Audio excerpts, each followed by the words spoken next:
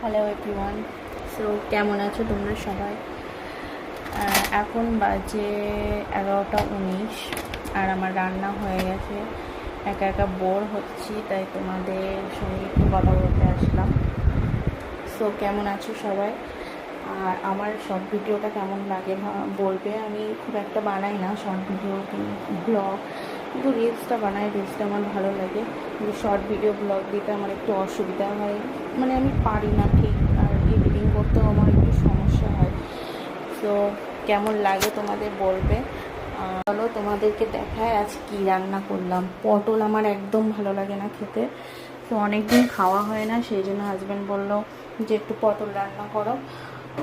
তো এই দেখো, পটলের কালারটা দারুণ এসছে। এখান থেকে মানে রাজারহাট থেকে মাছ নিয়েছিলাম একটু, এই মাছটা ঝোল করেছি টমেটো দিয়ে সর্ষে বাটা। চ্যানেল